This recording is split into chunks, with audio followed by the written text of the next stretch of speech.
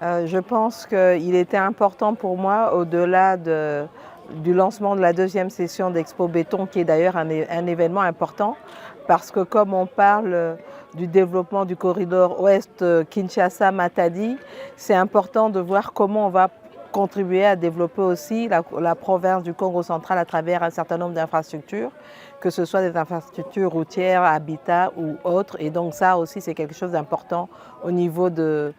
cette Expo Béton. Entre-temps, j'ai eu aussi l'occasion non seulement de discuter avec monsieur le gouverneur de la province, son vice-gouverneur, et ainsi que le président de l'Assemblée provinciale et les députés provinciaux. Nous avons déjà tenu au départ une réunion avec le comité provincial de sécurité parce qu'il était important de faire le point sur les aspects sécuritaires de la province. Comme je le dis toujours, c'est vrai que je suis originaire du Congo central, mais je suis avant tout Premier ministre de l'ensemble de la République. Mais en tant que fille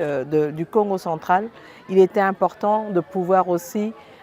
discuter avec mes frères et sœurs du Congo central. Et cela m'a permis aussi, au-delà des problèmes sécuritaires qui ont été exposés, de regarder aussi les aspects socio-économiques de la province, raison pour laquelle j'ai eu à rencontrer les transporteurs, parce que comme vous le savez, il y a une grève actuellement avec les syndicats. J'avais déjà fait une réunion à Kinshasa, mais je les ai aussi rencontrés ici pour essayer de comprendre aussi la problématique de leur côté. Donc il y a des choses sur lesquelles on va pouvoir travailler. J'ai rencontré aussi le syndicat de l'ONATRA, parce que là aussi, on a différents projets qu'on est en train de développer au niveau de l'ONATRA, le port et le chemin de fer, parce qu'on pense au niveau du gouvernement, et ça je pense que, comme l'a dit le chef de l'État, il est important qu'on puisse diversifier l'économie et créer des emplois, mais pour ça, nous avons besoin de routes, nous avons besoin de chemin de fer, nous avons besoin du port. Sans ça, ça sera très difficile de le faire, et donc l'ONATRA est une entreprise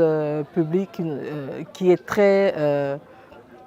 comment dire, qui est importante pour ce développement-là au niveau du Congo central et pour la République démocratique du Congo dans son ensemble. De même, j'ai eu à discuter avec les plateformes féminines, les femmes,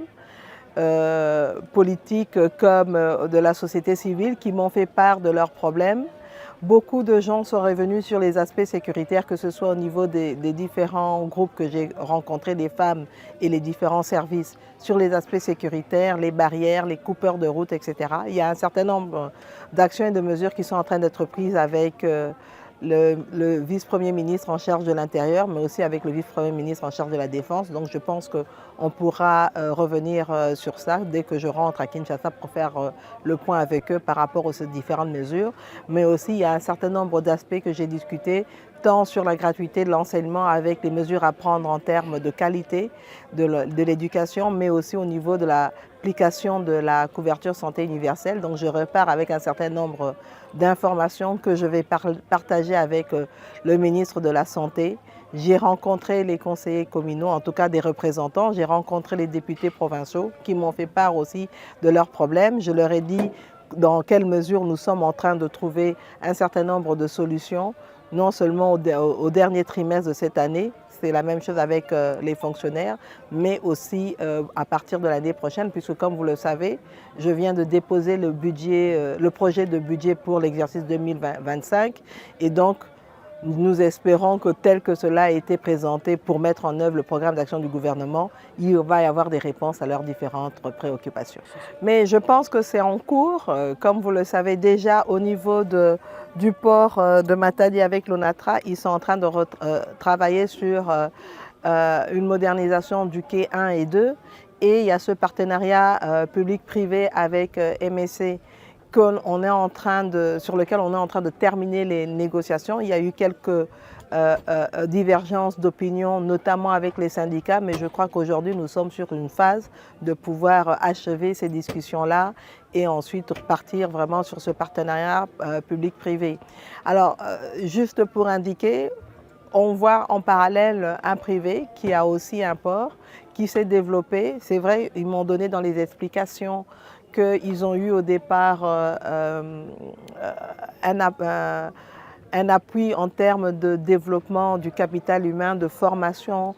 d'étrangers, mais aujourd'hui, l'entreprise fonctionne pratiquement qu'avec des Congolais et des jeunes Congolais parce que la tranche d'âge moyenne est de 35 ans. Donc ça, c'est un exemple pour montrer qu'il y a moyen au niveau du secteur privé, et c'est ce qu'on recherche d'ailleurs, de pouvoir développer le pays parce que aujourd'hui, nous comptons sur l'investissement privé pour aller vers cette diversification de l'économie, cette création d'emplois. Mais pour ça, il y a un certain nombre de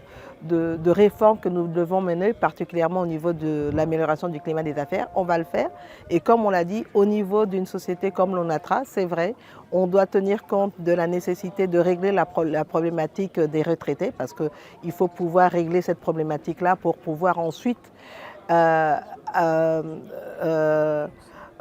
renforcer en termes de recrutement, mais nous devons d'abord régler la problématique des retraités et ensuite, je pense qu'on pourra être dans une position, si les plans tels qu'on est en train de les mener vraiment fonctionnent, de pouvoir recruter maintenant des jeunes pour pouvoir travailler notamment au niveau de l'ONATRA, avec les différentes perspectives qu'on a en